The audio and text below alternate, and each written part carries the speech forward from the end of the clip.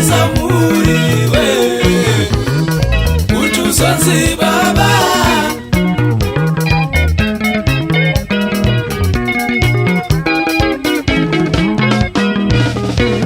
Mwana wamai ubaba uvutwe unotorerwa nevabereki vako semwana, kana nguva yakwana unowanikwa nekumisa muriwe kuti uzonzi baba.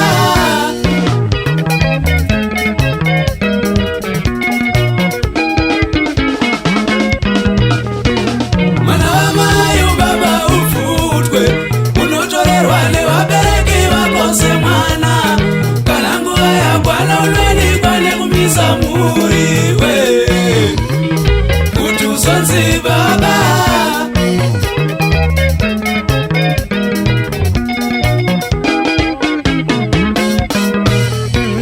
Mwana wamai umaya uvutwe unotorerwa nevabereki vako semwana, kana nguva yakwana unowanikwa nekubara muriwe kuti uzonzi amai.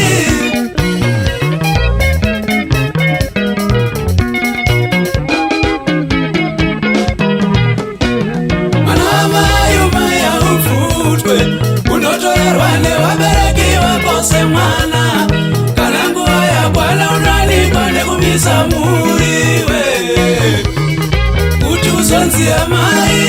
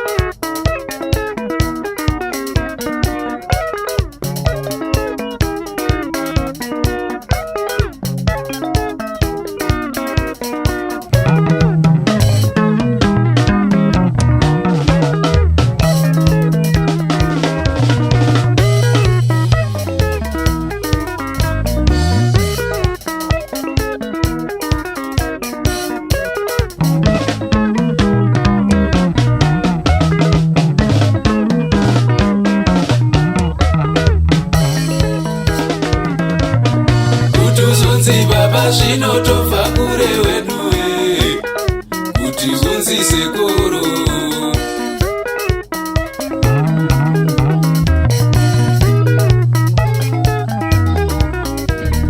Kuti uzonzi baba zvinotobva kure weduwe kuti uzonzi sekuru.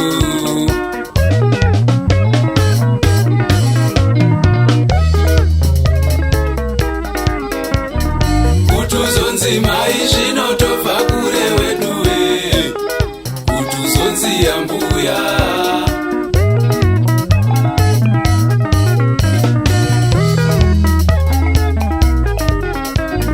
Kuti uzonzi mai zvinotobva kure weduwe kuti uzonzi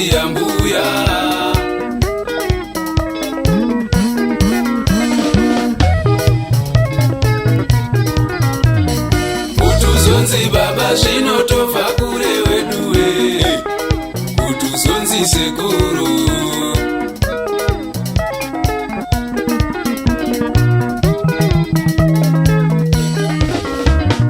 Kuti uzonzi mai zvinotobva kure weduwe, kuti uzonzi ambuya.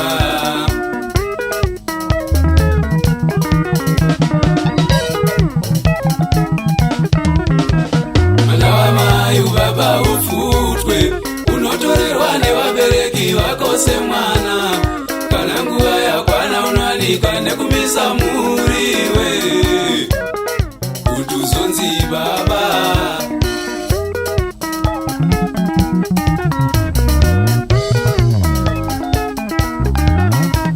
Mwana wamai umai uvutwe unotorerwa nevabereki vako semwana, kana nguva yakwana unowanikwa nekumisa muriwe, kuti uzonzi amai.